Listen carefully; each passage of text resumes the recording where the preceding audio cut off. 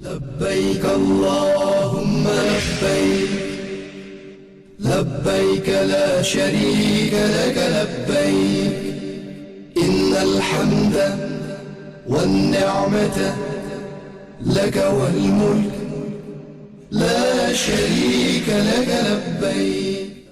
سامعین محترم، السلام علیکم ورحمۃ اللہ وبرکاتہ. یہ دارالسلام اسٹوڈیو لاہور پاکستان ہے. اس بار ہم پیش کر رہے ہیں لبیک اللہم لبیک. جی ہاں، حج ایک ایسی عبادت ہے جو زندگی میں صرف ایک بار ہی فرض ہے. اس لیے اس کی ادائیگی کے طریقے کو جاننے کی ہر فرد کوشش نہیں کرتا. لیکن جب حج کا سفر درپیش ہوتا ہے تو اس وقت فکر لاحق ہوتی ہے کہ اب کیا کریں. ایسے لوگوں کے لیے ایک گراں قدر نعمت ہے. پہلے تو آپ یہ سن لیں کہ حج اسلام کے 5 بنیادی ارکان میں سے ایک رکن ہے. حج ہر صاحب استطاعت پر فرض ہے. پہلے میں اس کی وضاحت کر دوں کہ استطاعت سے کیا مراد ہے. صاحب استطاعت وہ شخص ہے جس کے پاس اپنی حاجت سے زیادہ مال ہو، یعنی اس کے رہنے کے لیے مکان، لباس اور گھر کے اسباب کے علاوہ اتنا مال ہو کہ سواری پر مکہ مکرمہ جائے اور گھر واپس آ سکے. اگر وہ مقروض ہے، اسے کسی کا قرض دینا ہے، تو پہلے اس سرمایے میں سے وہ قرض تفریق کیا جائے گا. اس کے بعد اگر اتنا سرمایہ بچتا ہے کہ اس کے سفر حج کے اخراجات پورے ہو سکیں اور واپس آنے تک اس کے اہل و عیال کے لیے بھی خرچ موجود ہو، تو ایسا شخص صاحب استطاعت ہے. عام طور پر یہ بات بہت مشہور ہے کہ اگر گھر میں غیر شادی شدہ جوان بچی یا بچیاں موجود ہوں تو ایسے آدمی پر حج فرض نہیں جب تک کہ ان کی شادیاں نہ ہو جائیں. یہ بات بالکل غلط ہے.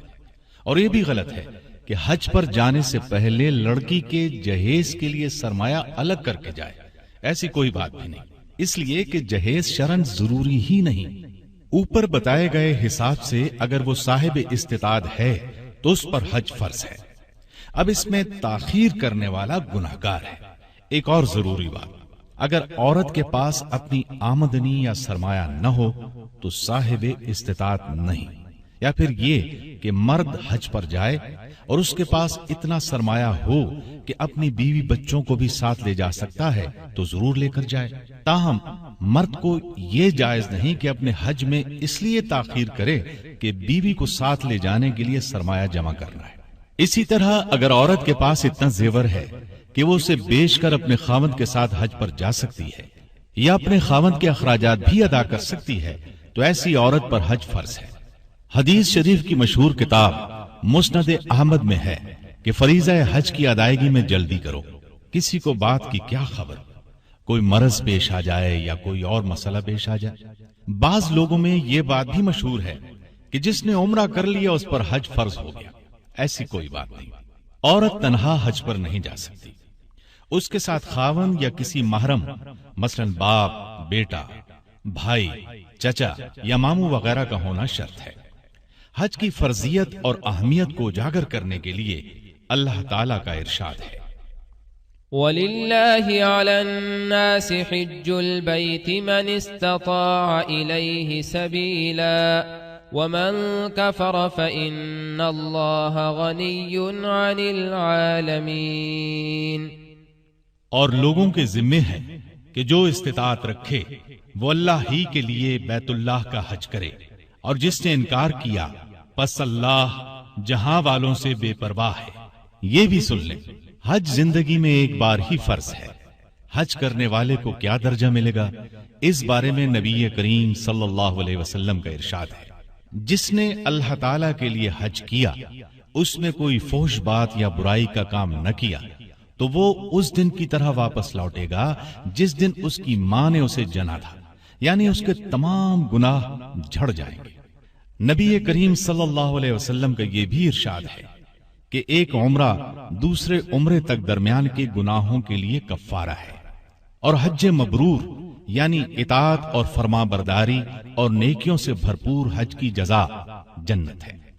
آپ لوگ جو آج یہاں جمع ہوئے ہیں، ارکان حج اور مسائل حج سیکھنے کے لیے جمع ہوئے ہیں، اس کا بھی آپ کو بہت اجر ملے گا، اس لیے کہ نبی کریم صلی اللہ علیہ وسلم نے بھی اپنے صحابہ رضی اللہ عنہم سے فرمایا تھا، اے لوگو مجھ سے احکام حج سیکھ لو، ہو سکتا ہے میں اس حج کے بعد حج نہ کر سکوں۔ یہ بھی سن لیں، نبی کریم صلی اللہ علیہ وسلم کا ارشاد گرامی ہے، اللہ پاک ہے اور پاک مال ہی قبول کرتا ہے۔ مطلب یہ کہ حج کا سفر پاک مال سے کیا جائے، ناجائز آمدنی، رشوت، سود اور دیگر حرام ذرائع سے کمائی ہوئی دولت سے اگر حج کیا تو اللہ تعالیٰ اس حج کو قبول نہیں کرے گا۔ حج 3 قسم کا ہے، حج افراد، حج قران، حج تمتع۔ ان تینوں اقسام کی وضاحت سے پہلے یہ بھی سمجھ لیں کہ میقات کیا ہے، کیونکہ ان کی وضاحت کے دوران میقات کا لفظ آئے گا۔ میقات کی 2 قسمیں ہیں، میقات زمانی، میقات مکانی۔ میقات زمانی کا مطلب ہے حج کا وہ زمانہ جس میں احرام باندھا جاتا ہے۔ اللہ تعالیٰ کا ارشاد ہے، الحج اشہر معلومات، حج کے مہینے مقرر ہے۔ حدیث شریف میں ہے حج کے 3 مہینے ہیں، شوال، ذیقعد اور ذی الحج۔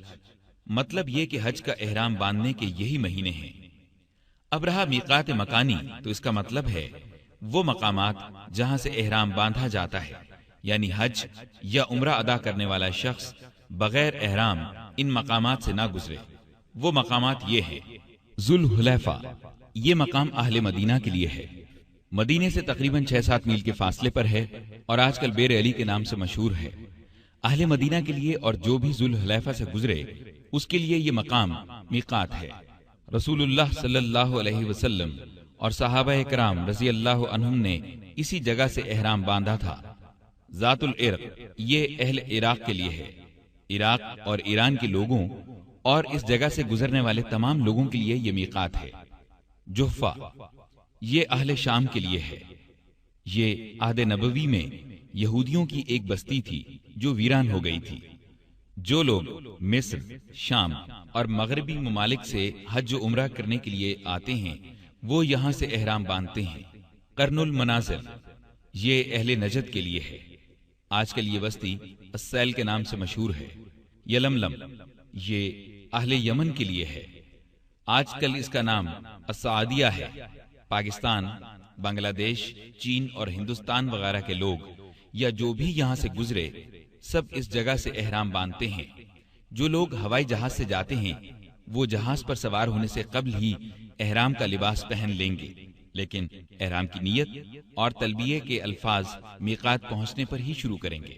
یہ مسئلہ بھی سن لیں، ان مقامات پر یا ان سے اندر رہنے والے لوگ اپنی اپنی رہائش گاہ ہی سے احرام باندھتے ہیں۔ مثلا جو لوگ مکے میں رہتے ہیں چاہے مستقل رہتے ہیں یا عارضی، وہ وہیں سے حج کا احرام باندھیں گے۔ حج کے 4 ارکان ہیں، اگر ان میں سے ایک بھی رکن ادا ہونے سے رہ گیا تو حج نہیں ہوگا۔ پہلا رکن احرام باندھنا، دوسرا وقوف عرفہ، تیسرا طواف زیارہ اور چوتھا رکن حج کی سعی ہے۔ حج کے کچھ واجبات ہیں، ان میں سے کسی واجب کے چھوٹ جانے پر دم یعنی قربانی لازم آئے گی۔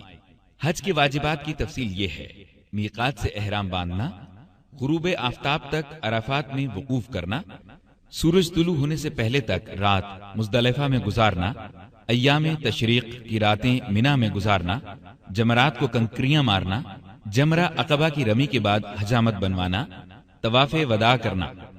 جس طرح نماز سے پہلے تکبیر تحریمہ کہہ کر انسان نماز میں داخل ہوتا ہے، اسی طرح حج یا عمرہ کرنے والا احرام کی حالت اختیار کر کے حج یا عمرے میں داخل ہو جاتا ہے۔